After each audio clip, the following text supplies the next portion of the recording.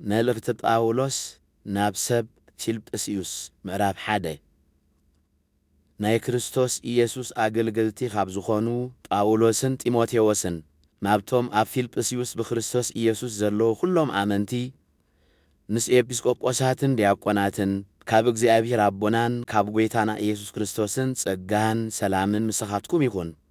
ኩሉ ሳዕ ንኣኻትኩም ክዝክር ከለኹ ንኣምላኸይ ኣመስግኖ። ኣብ ኩሉ ጸሎተይ ምእንቲ ኩልኻትኩም ብሓጎስ እጽሊ ኣለኹ። ካብ መጀመርታ ክሳዕ ሕጂ ኣብ ስብከት ወንጌል መዓይተይ ስለ ዝኾንኩም ንኣምላኽ ኣመስግኖ ኣለኹ። እቲ ኣብ ህይወትኩም ሰናይ ግብሪ ዝጀመረ ኣምላኽ ክሳዕ እታ ክርስቶስ ኢየሱስ ዝመጸላ መዓልቲ ከም ዘይፍጽሞ ተረዲአዮ ኣለኹ። ኩልኻትኩም ኣብ ልበይ ስለ ዘለኹም ብዛዕባ ኩልኻትኩም ከምዚ ኢለ ክሓስብ ቅኑዕ እዩ። ከመይ ተኣሲረ ከለኹ ኾነ ንወንጌል ክምስርታን ክማጎተላን ከለኹ ኾነ ንስኻትኩም ኩልኹም ኣብዚ ጸጋዚ ንኻፍልተይ ኢኹም። ብፍቕሪ ክርስቶስ ኢየሱስ ንኹላትኩም ከመይ ገይረ ከም ዝናፍቐኩም ኣምላኽ ምስክረ እዩ። ፍቕርኹም ብኩሉ ፍልጠትን ምስትውዓልን ኣዝዩ እናበዝሐ ምእንቲ ኺኸይድ ነቲ ዝበለጸ ተቐቢልኩም ነታ ክርስቶስ ዝመጸላ መዓልቲ ንጹሃትን ኢንታ ዘይብሎምን ምእንቲ ክትኮኑ ንኽብሪ ኣምላኽን ውዳሴኡን ከኣ በቲ ካብ ኢየሱስ ክርስቶስ ዝመጽእ ፍረ ጽድቂ ምእንቲ ክትምልኡ እጽሊ ኣለኹ። ኣቱም ኣሕዋተይ እቲ ወሪዱኒ ዘሎ ነገር ንምስፋሕ ወንጌል ከም ዝኾነ ክትፈልጡ እደሊ ኣለኹ።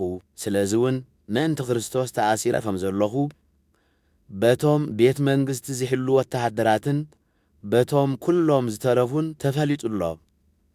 ዝበዝሑ ካብቶም ኣሕዋት ድማ ኣነ ስለ ዝተኣሰርኩ ኣብ ጐይታ ጸንዑ። ብዘይ ፍርሃት ቃል ኣምላኽ ንምንጋር እውን ኣዝዮም ትብዓት ረኸቡ። ገሊኦም ብቕንዕን ብባእስን ገሊኦም ግና ብጽቡቕ ፍቓድ ንክርስቶስ ይሰብክዎ ኣለዉ። እዞም ዳሕሮት ንወንጌል ስለ ዝተማጐትኩላ ከም ዝተኣሰርኩ ፈሊጦም ብፍቕሪ ይሰብኩ ኣለዉ። እቶም ቀዳሞት ግና ኣብ ርእሲ ማእሰርተይ ጸበባ ከምጽኡለይ ደልዮም ብቕንዕና ዘይኮነስ ብሻራ ንክርስቶስ ይሰብክዎ ኣለዉ። እሙኸ ደኣ እንተ ብተንኰል እንተ ብቕንዕና ብዝኾነ መገዲ ክርስቶስ ይስበኽ ኣሎ። በዚ እሕጐስ ኣለኹ፣ ገና እውን ክሕጐስ እየ። ከመይ እዚ ኹሉ ብጸሎትኩምን ብረድኤት መንፈስ ኢየሱስ ክርስቶስን ንድሕነተይ ከም ዝድግፈኒ እፈልጥ እየ። ተግባረይ ንምፍጻም ከየሓፍር በዓል ምሉእ ሃረርታን ተስፋን እየ። ከምቲ ኹሉ ሳዕ ሕጂ እውን እንተኾነ እንተ ብህይወት እንተ ብሞት ንክርስቶስ ብትብዓት ከኽቡር እየ። ከመይ ንኣይ ህይወት ማለት ክርስቶስ እዩ፣ ሙማት ከኣ ረብሓ እዩ። ብህይወት እንተ ደኣ ክነብር ኮይነ ገና ፍረ ዘለዎ ዕዮ ኣሎኒ ማለት እዩ። ነየናይ ከም ዝመርጽ ግና ኣይፈልጥን እየ። ብኽልቲኡ ወገን እጭነቕ ኣለኹ።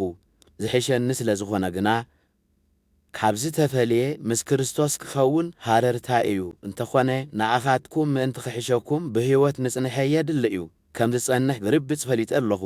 እዚ ኸኣ ብእምነት ከም እትዓብዩን ከም እትሕጐሱን ኪገብረኩም እዩ። ከም ብሓድሽ ምስኻትኩም ምስ ኮንኩ ኣብቲ ኣብ ክርስቶስ ኢየሱስ ዘለኩም ህይወት ብኣይ ከም እትምክሑ ኪገብረኩም እዩ።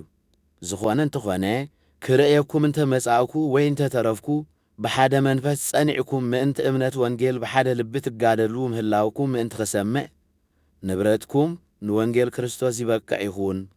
በቶም ዚቃወምኹም ኣይትሰንብዱ። ከመይ እዚ እቲ ካብ ኣምላኽ ዝኾነ ንኣኣቶም ናይ ጥፍኣት ንኣኻትኩም ግና ናይ ድሕነት ርኡይ ምልክት እዩ። እቲ ተዋሂብኩም ዘሎ ጸጋ ኸኣ ብውኡ ክትኣምኑ ጥራይ ዘይኮነስ ምእንቲኡ እውን መከራ ክትቅበሉ እዩ።